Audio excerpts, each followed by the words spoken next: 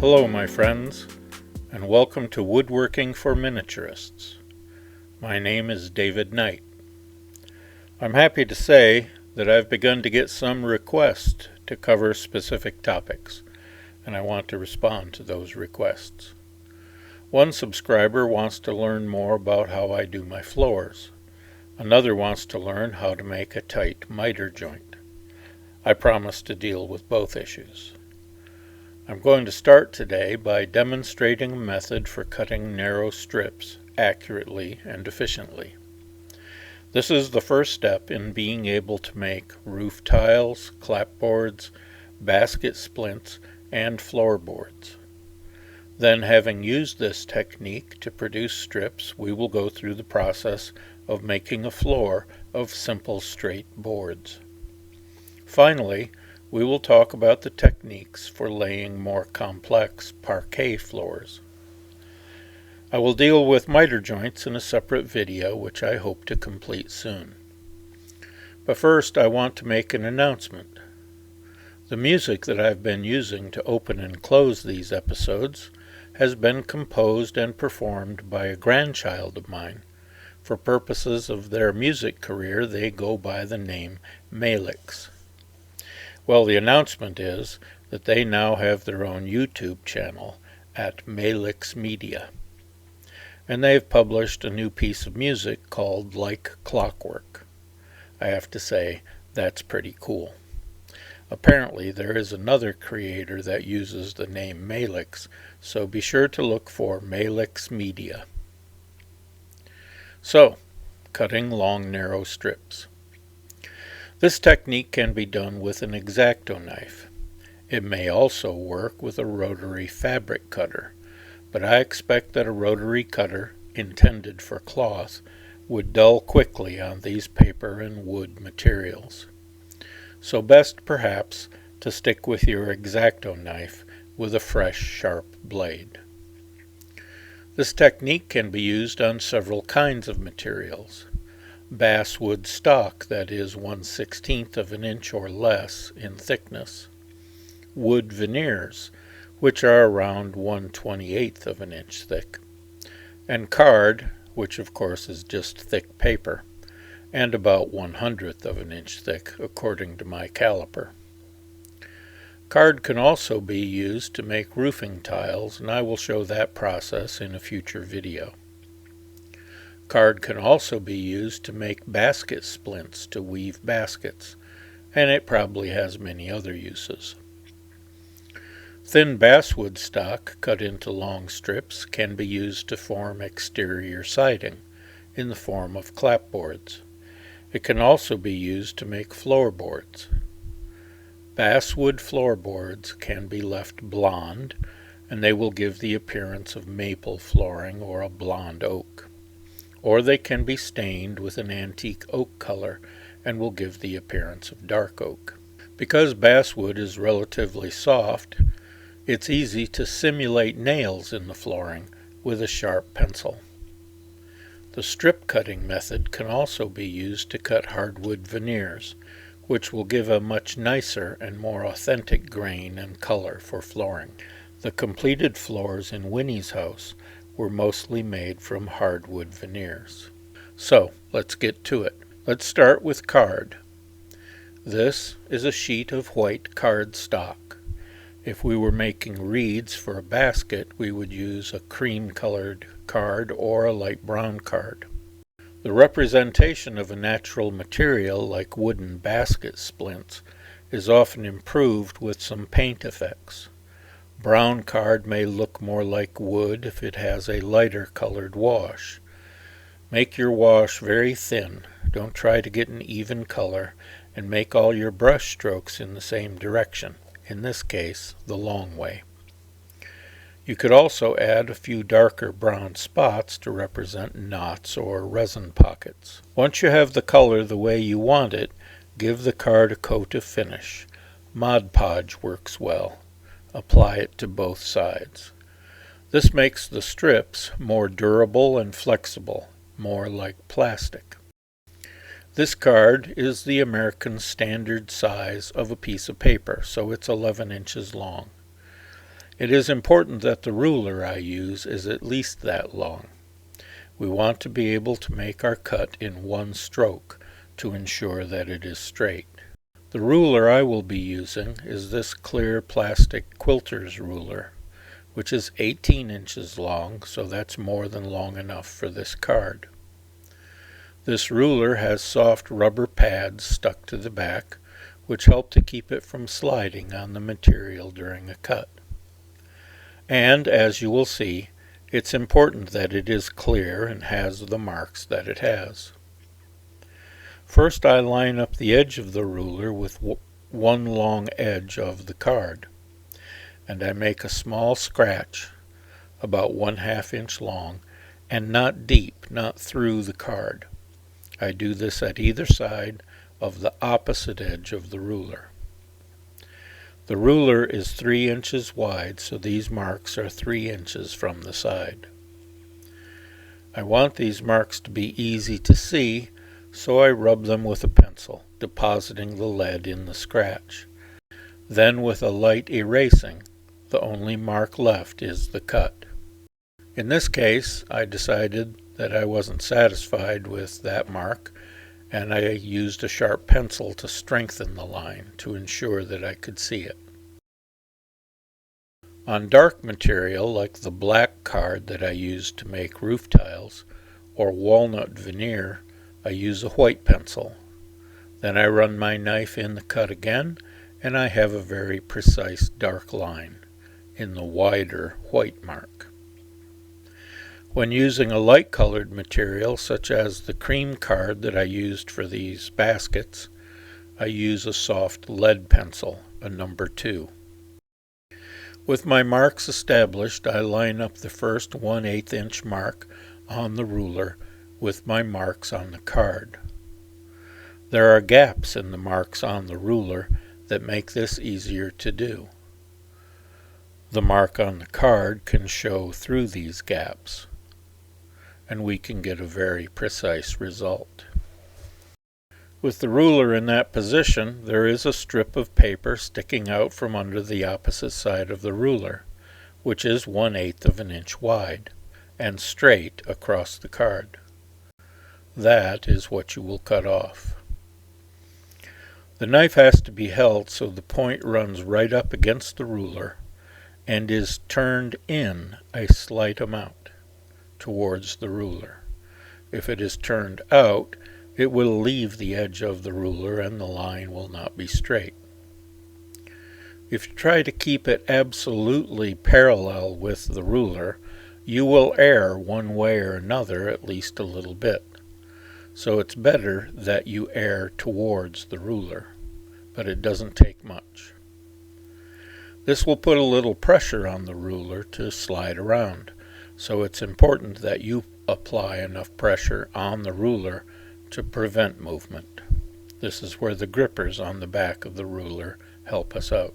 It takes a couple of cuts to get through the card. It may take 3 or 4 cuts to go through the other material we will cut. It is important that the ruler not move between cuts. After the first strip is cut, we align our marks with the 1/4 inch mark on the ruler. In other words, 1/8 of an inch further along. And the next time we align with the 3/8 mark, another 1/8 of an inch along. If I wanted to cut roof tiles, I would apply the wash and finish coat and then make my cuts at 1 inch using the same method. After cutting the sheet into 1 inch strips, I would then cut them to length. Next, let's cut some strips from 1/16 of an inch basswood stock. This could be done on the benchtop table saw, but the edges would have to be sanded, which adds another step, and we would be wasting the width of the kerf for every strip we cut. This material will cut more cleanly and with less waste with a sharp knife and my patented strip cutting technique. Basswood can be cut in this way to make floorboards. Basswood can be stained to resemble a variety of woods traditionally used for flooring. If you make flooring this way, You will want to pick a style. I would urge you to pick one that is appropriate to the era of your dollhouse. But, hey, it's your house. In colonial times, homes often had floorboards that were a foot wide. My 150-year-old house has 4-inch wide tongue and groove boards. For a time, very narrow oak was the thing, no more than 2 inches wide. My favorite material for dollhouse flooring is not basswood, but hardwood veneer. This stuff is available in reasonably small quantities. These plastic packages contain 3 sheets of veneer 12 inches by 12 inches. You will be a while using that much. The company that makes these veneers and packets them this way is Sowers & Company Veneers. They have a website, but Woodcraft carries these packets as well.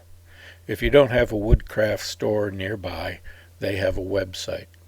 There are 4 species of domestic, which is to say North American, wood that are fine-grained enough for scale work and are very attractive woods. These are maple, cherry, walnut, and mahogany. When cutting hardwood veneer, your knife can easily veer off course, pulled sideways by the direction of the grain. Be aware of this, and as you cut, stay steady and move smoothly, just as if you knew what you were doing. Practice will help with this skill. Do it a lot until it's second nature. I am using walnut veneer in this demonstration. When I make my index mark, I surround it with white pencil and run the knife in that cut again. This makes our mark quite clear. I am making 3-inch floorboards, so that is 1/4 of an inch at 1/12 scale. I line up the mark with the 1/4 inch on the ruler. I do this on both ends. This makes a strip appear on the other side of the ruler, which is 1/4 inch wide, and I cut that off. Then I line my mark up with the 1/2 inch mark on the ruler, which produces another 1/4 inch strip to cut off. Continue moving along 1/4 inch at a time, producing your floorboards. Sometimes there is a bit of variation from straight, which can sometimes be corrected with the small plane. It won't matter if the cut is a little off. This will produce small gaps on the floor, but these are realistic and authentic, and tend to emphasize the boards, tend to make it clear that the floor is made of individual boards. Here are some photos of the construction of a relatively simple walnut floor. This is the floor on the 3rd floor front room of the Victorian store, the largest and nicest of the rental rooms, with a total of 4 windows and a view of the street. Notice that there are no walls up yet, other than the stub wall, which is part of the front facade. This makes it easy for me to access this floor as I work on it. The border is already in place and is made of maple and walnut strips. These are glued against the outside of the floor, and then strips are added working towards the center until the border is just as wide as we want it to be. They are cut to form the corners, as you see in this photograph. Then the rest of the floor is done with the boards all going in the same direction. I have worked from each side and am now filling in the remaining space. Each piece is given a bead of glue from my trusty accordion squeeze bottle. Then this is spread out in an even layer using my finger. The idea is to leave no unglued spaces. Then the board is pressed into place and rolled with the heavy roller. While you get the next piece ready, it's a good idea to press and roll the last piece periodically, as it might rise up when you aren't looking. The next piece fits between the opposite border and the end of this piece, so I put the opposite end in place and use the end of the last board to make my mark as to where to cut this one. After cutting, I put it in place to check that it fits. Trim it if it needs trimming. If it is short, a tiny gap won't matter. If it's a big gap, try again. Use whatever is left over to start the next row. This will result in the joints being staggered across the room. The final board will probably need to be trimmed to width. It may need a fairly substantial taper to fit in the remaining space. You can accomplish this with your knife, or the trimming can be done with the plane.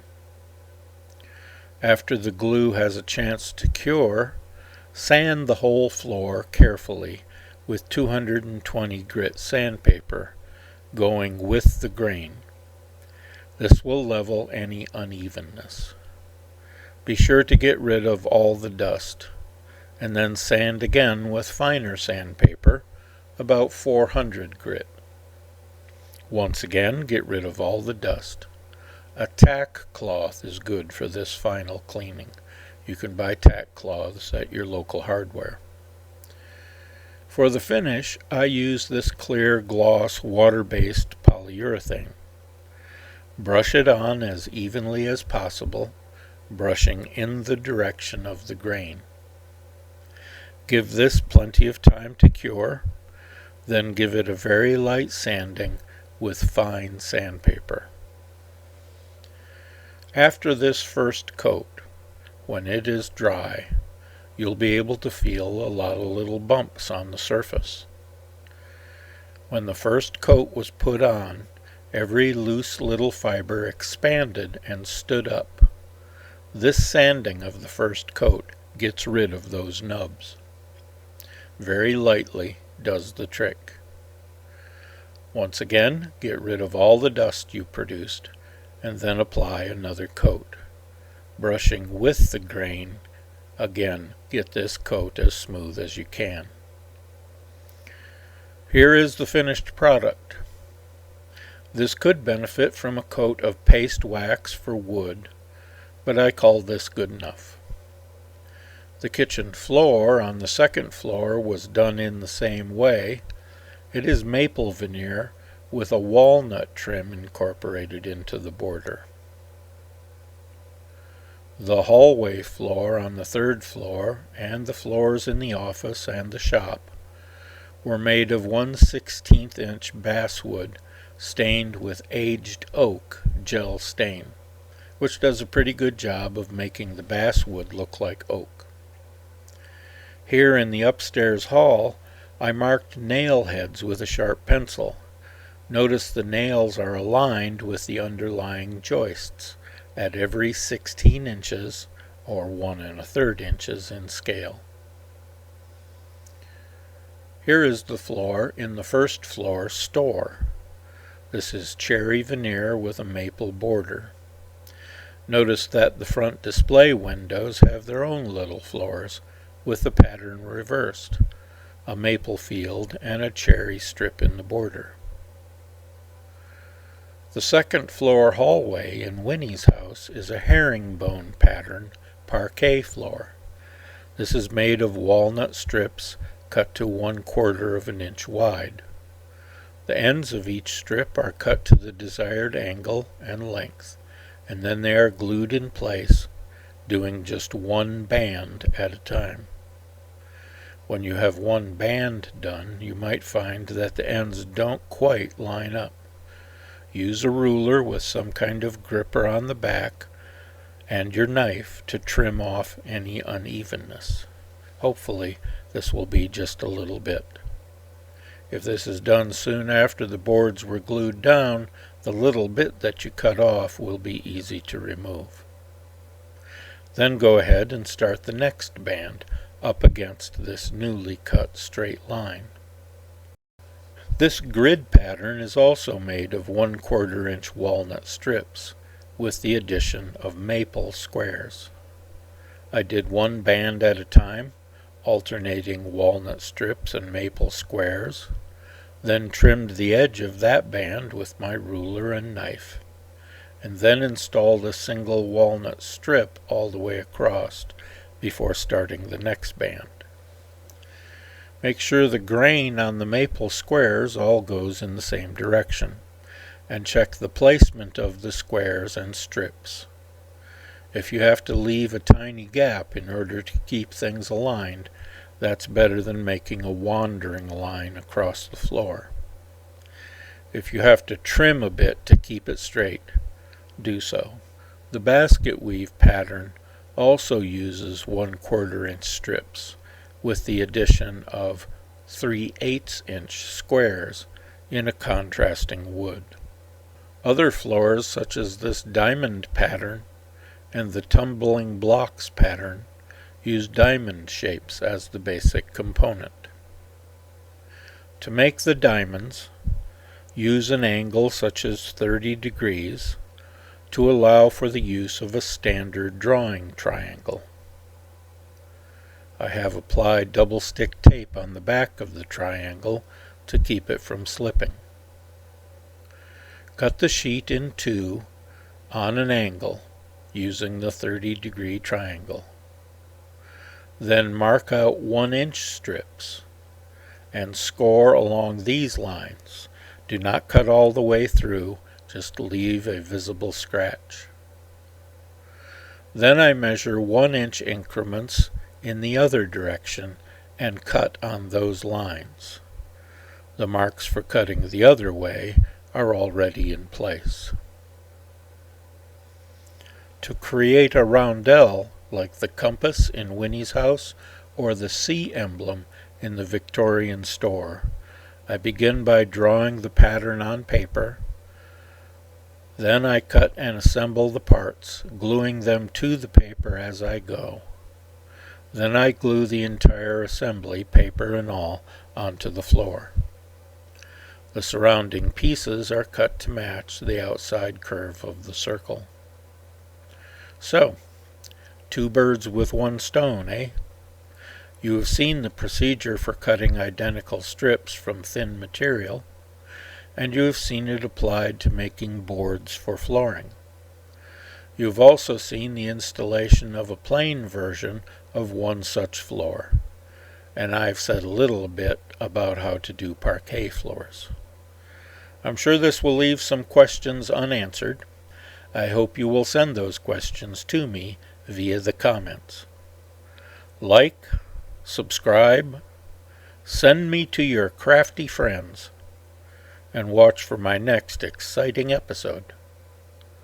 Ta!